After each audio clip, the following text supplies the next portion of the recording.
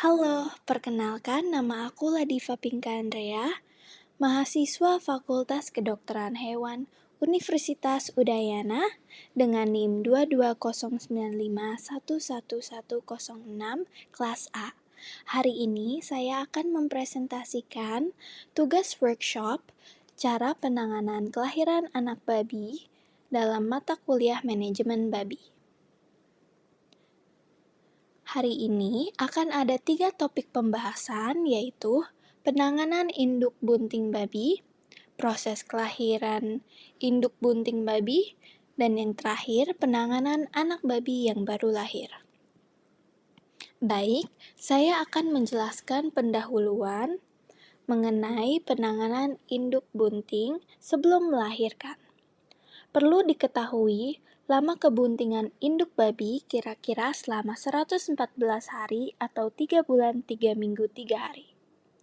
Dan 1 atau 2 minggu sebelum lahiran, peternak biasanya memindahkan induk babi ke kandang partus atau kandang individual yang telah disediakan khusus untuk babi-babi yang melahirkan.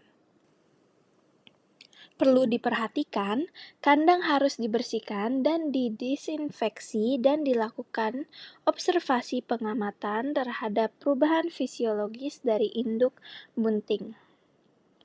Dan ada juga tanda-tanda gejala induk melahirkan, yaitu perutnya turun, vulva merah dan membesar, nafsu makan berkurang dan gelisah, membuat sarang dengan cara menggaruk-garuk lantai, dan juga kerap kencing.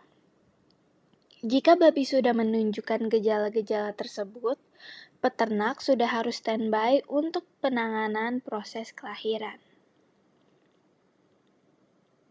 Selanjutnya, proses kelahiran induk babi dibagi menjadi 3 stadium, yaitu stadium persiapan, lalu stadium pembukaan, dan stadium pelepasan. Pada stadium persiapan, seperti yang sudah saya jelaskan dan sebutkan sebelumnya, induk bunting akan menunjukkan beberapa gejala seperti perutnya sangat turun, bibir vulva merah dan bengkak tetapi mengendur, mulai membuat sarang atau dengan cara menggaruk-garuk lantai, dan juga ambing terlihat kencang dan membesar, dan puting susu akan mengeluarkan air susu. Lalu pada stadium pembukaan, induk babi akan menunjukkan perilaku tidak tenang atau gelisah atau tidak makan.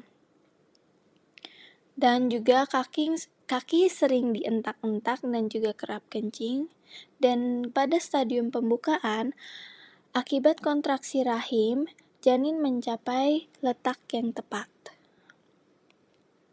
Dan yang terakhir, stadium pelepasan di mana kelahiran induk biasanya berlangsung selama 1-12 jam, lalu babi yang melahirkan selalu dalam keadaan berbaring.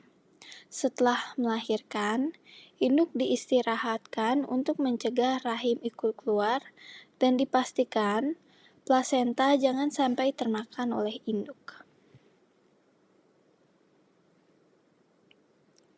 Setelah babi partus, perlu diketahui dapat dilakukan penanganan berikut terhadap anak babi yang baru lahir. Yang pertama, bersihkan selaput lendir yang menutupi hidung dan mulut dengan menggunakan kain kering untuk membersihkan dan untuk mempercepat proses pernafasan anak babi dan juga untuk mengurangi kedinginan. Yang kedua, letakkan anak babi pada kotak kayu agar tidak tertindih oleh induknya saat partus. Yang ketiga, memotong tali pusar dan dipastikan segala alat yang digunakan dalam proses penanganan anak babi yang baru lahir harus steril sebelum digunakan. Yang keempat, memotong gigi. Bagian yang dipotong adalah gigi kaninus pada maksila dan mandibula. Hal ini dilakukan untuk mencegah anak babi menggigit ambing induk sehingga tidak melukai induknya. Selanjutnya adalah memotong ekor yang biasanya dilakukan untuk pertimbangan nutrisional, kesehatan, dan juga teknis. Pemberian zat besi. Zat besi yang biasanya diberikan adalah Verdex sebanyak 1 mili secara intramuskular dan juga diberikan antibiotik.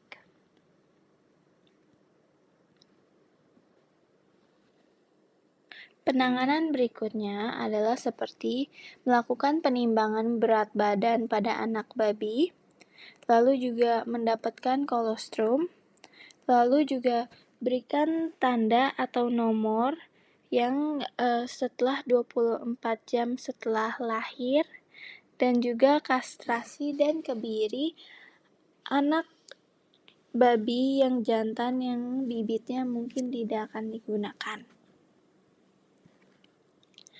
Baik, kurang lebih presentasi tugas workshop saya. Mohon maaf apabila ada salah kata, dan semoga presentasi ini dapat bermanfaat untuk kita semua.